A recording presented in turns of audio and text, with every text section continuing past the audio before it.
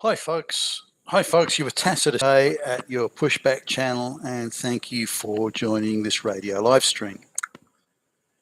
In this essay, I'd like to talk about something that I witnessed, which was a live simulation training course, but again, emphasis on the live simulation for emergency service workers. Now, these are people who are going to go into the burning building and drag out the people who've been overcome by smoke inhalation, rescue the baby on the out of the cot and all this sort of thing. So anyway, I was they'd actually parked me in because I was in the car park.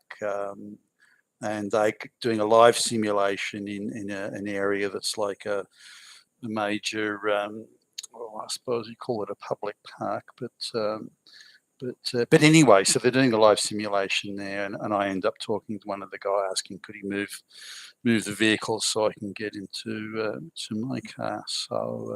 And we struck up a conversation, and he told me what he was doing. So I thought, oh, this is interesting, and so I thought I'll hang around for a little bit longer so I could faithfully record this and be your journalist, doing the hard work so you don't have to, and all that sort of thing. Now, these are emergency service workers. Some of them, most of them, and there's a few that aren't, but most of them are volunteers. And so you have to give credit where it's due. These people are volunteering their own time.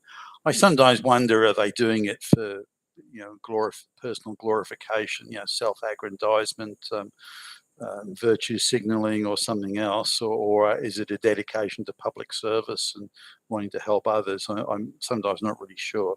And I think some of the people doing it might be confused on that score as well. So anyway, the guy I was talking to got to be pushing 70, and so I'm not sure how effective he could be in emergency services, maybe driving the vehicles there or something, but hard to imagine him scaling a ladder and charging into a building. Anyway, he there was somebody approaching, and he said, "Oh, look, here comes the boss." And there was this very butch dyke. I mean, seriously butch dyke. Who I guess would be about 50 years old, and I touched on this in a few videos ago. About 50 years old, quite a wiry build. So, I wouldn't say she was totally unfit or anything, but definitely not up to scaling a ladder. So I would say minimal average fitness for a 50-year-old, and certainly nowhere near adequate fitness. So I looked at the training. I was talking to the guy about the training thing. What do they have to do? Remember, this is a live simulation, so it's meant to be an approximation of what it would be like in a real live emergency situation. So it's a simulation there, and they only have to lift 50 pounds or 24 kilograms. And walk 10 steps with it and then put it down. Now, if you look at even a slightly built woman would be sort of 120 pounds or 55 kilograms. And again, that's a slightly built woman. Most women would be heavier than that. Or you've got a child, maybe, they'd be that, or an infant or something. But in reality, I don't think, in terms of the adult population, 80% of the population is going to be heavier than that, and many of them substantially heavier. Fully grown sort of Anglo man's probably going to be closer to 200 pounds. And you're looking at a situation in emergencies where the less physically able are the ones most likely to need the help. So people who have some sort of a handicap, or older people, or people who've already been unable to escape the smoke, for example, and they're staggering around with smoke inhalation and so on. So you're looking at having to carry people much heavier than 50 pounds, yet that's it. And that's the upper limit. They'll even cut slack for people who say they can't manage it. So I looked at the way it was structured and the sort of people that were there, and they've got a consulting group that determines what the course, what the simulation should be. You know, how heavy the weight should be, how many steps they have to walk with it, that sort of thing. And you couldn't, and the supervisor ahead of that section was there as well. And we're talking the proverbial black lesbian. And so it's fairly clear what they've done. Instead of looking at, well, what do we need to be an effective um, emergency rescue service, they haven't looked at that.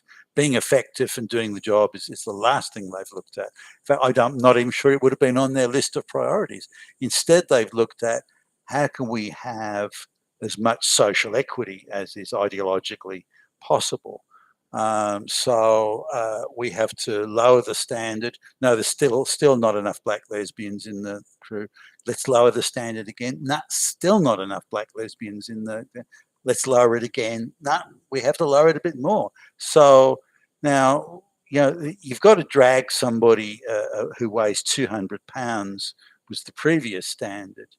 Now it's 80 pounds you only need to drag. So and talking to the guy, this gentleman who was again pushing 70 years old, whose heart seemed to be in the right place. I think he genuinely wanted to contribute and do what he could, and he's retired and he still wants to feel useful, that type of thing. And all credit to him for that. But buddy, you got to realise you're in average health. You're 70 years old. There's a limit to what you can contribute, irrespective of how good-hearted you are about it. The same with the butch dyke lesbian. She's only there because she's a fucking lesbian and an ideological hack. She's not there because she can rescue anybody or is any good at it. So now it could be they're short on people who are dedicated to public service. Younger, fitter people. That's a possibility, I guess. Maybe they only want to have an emergency rescue service that's free, that is made up by volunteers, although they did appear to be rather well equipped. The vehicles look new and quite well taken care of. So they're obviously prepared to throw money at it. But the whole thing was a fantasy. It was a ridiculous, absurd fantasy to do nothing other than achieve some woke social equity outcome. It's been completely taken over by ideological socialist fanatics who don't give a flying fuck about the effectiveness of their emergency services care. And that's an outrage. I mean, people are going to be in situations where they do need rescuing. They're injured, or again, as I mentioned, smoke inhalation or something like that. And the people there who are going to help them or purporting to assist them, they're not going to be able to. They're going to have to ask them, "Hey, buddy, do you mind getting up and walking because I can't help you?" Now, maybe they can assist them or help them up, hold an arm or something like that. But that's all. They can't rescue these people. But the issue is that previously, hitherto, before wokeness, before this insane wokeness, the people who were in this could help. They were able to drag the 200-pound guy to safety. Now they can't. So if you're not able to help yourself, you've got a problem. Now, I was talking to a guy who went to hospital recently for it was a relatively minor heart operation, but a heart operation nonetheless. And he came to, and the nurse that was there could barely speak English, and was a little Asian lady who must have weighed probably the 80 pounds that maybe they're the people that these rescue services guys could look. So this little nurse and the nurse said, "Well, I can't help you move on to the the trolley bed where they take you to the ward and for recuperation and everything." So they couldn't get him off the operating table. There's only one person there. So they said to him, this is a guy who's just had a fucking heart operation, by the way.